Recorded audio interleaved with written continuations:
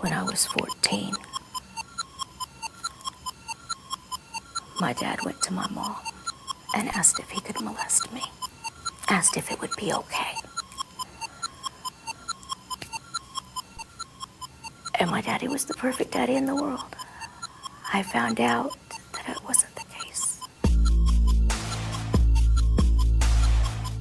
You know, as a teenager, I started seeking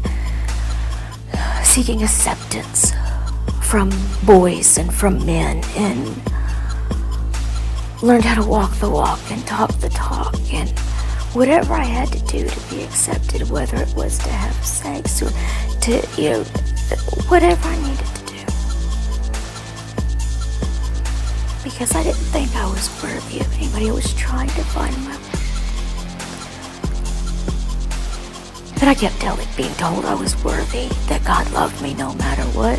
But if my own daddy couldn't love me, my own daddy that I grew up with, if he couldn't love me, how could somebody who created the universe love me? Nobody wanted me or what I had to offer. Even in elementary school all the way up, I wasn't accepted. I was always the outsider. I've never known how to fit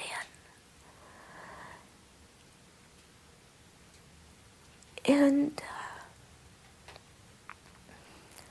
I didn't even realize how much I embraced that idea, that lie, that I'm nothing. I got married because I was young and stupid. I thought I was in love. You know, we both knew that we should go to church on Sundays, so that was enough. We were equally yoked. That was enough for me. Let's go. And we both really got involved in our church and found God and got involved in a ministry, and we had a child.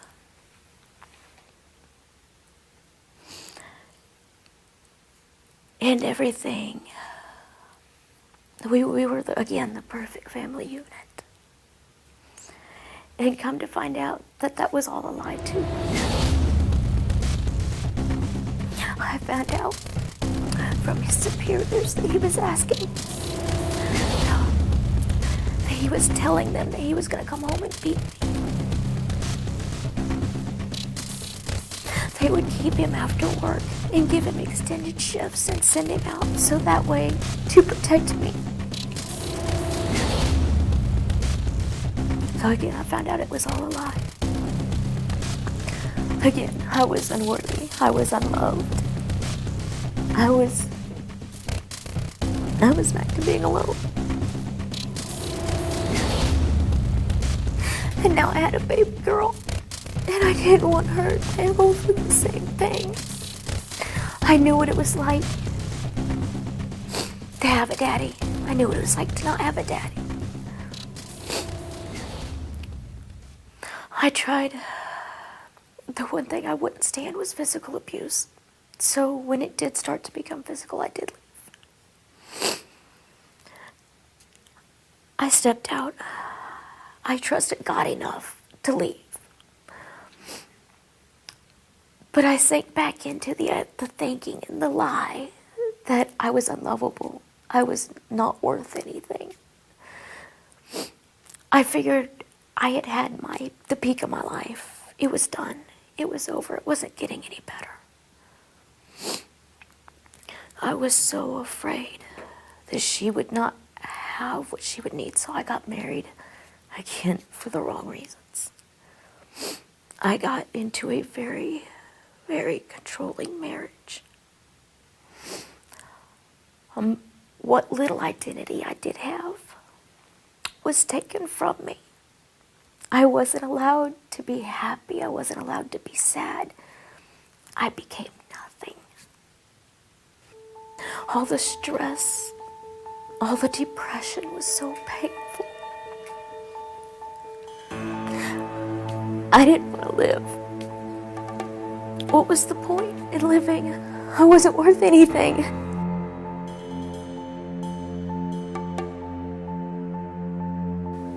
And what little I was worth was nothing. I was so scared for my daughter, because this is what life is. I didn't want her to live this. As I was driving up the highway one night, all I could see was that concrete barrier. I knew that I had a good life insurance policy. I knew I could make it look like an accident. I wanted so badly just to twist that steering wheel and hit it and be done. I wanted to with all of my might. I just couldn't do it. I physically could not get my brain to do it. God kept me. I look back now and I see him, I feel him, I hear him in that car. But when I was sitting there at that moment, I felt so alone. I didn't see him, I didn't hear him. He didn't care.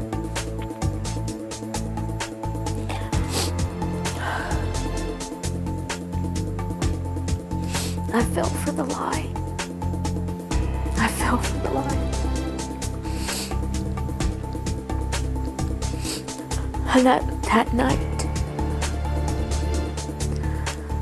night was when I quit. I couldn't do it on my own anymore. I decided being by myself was better than being in misery. I left my husband.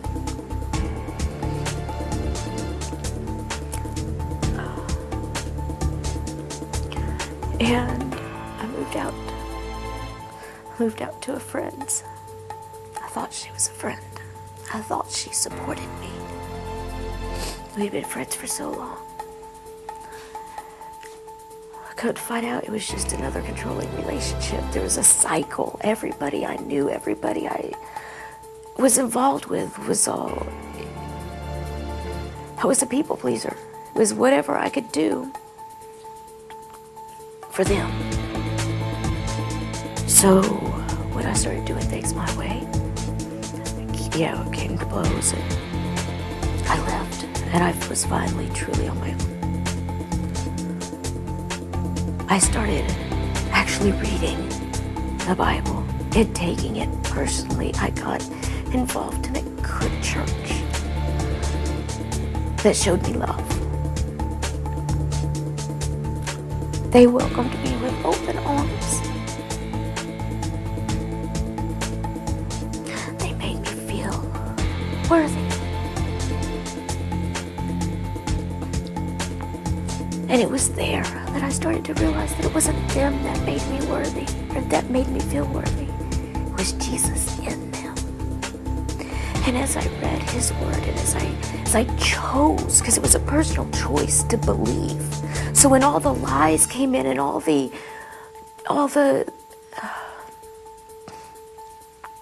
whispers in my head, my own thoughts that this isn't for me, I had to stop and say, I choose to believe. I struggled. I lost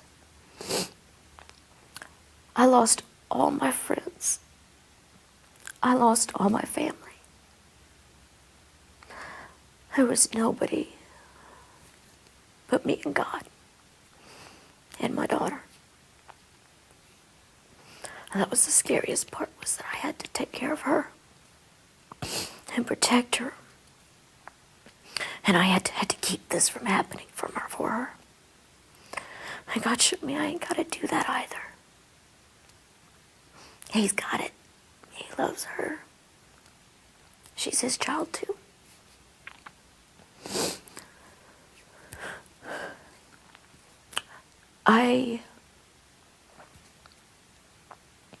Ended up moving out here to the middle of nowhere. As I kept asking God, because I want so much more from life. I want so much more. I want all that He has to give me.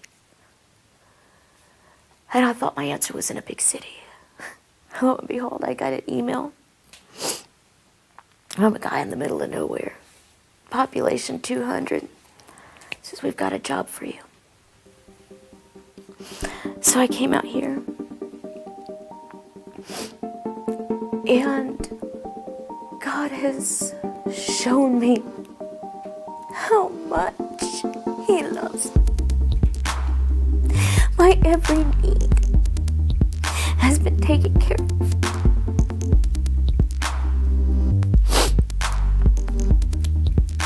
Every time I try to step out and do something on my own, it doesn't work.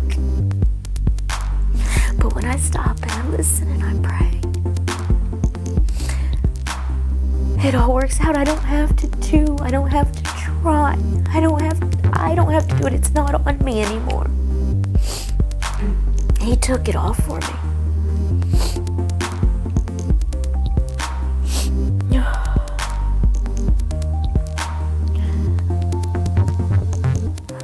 I found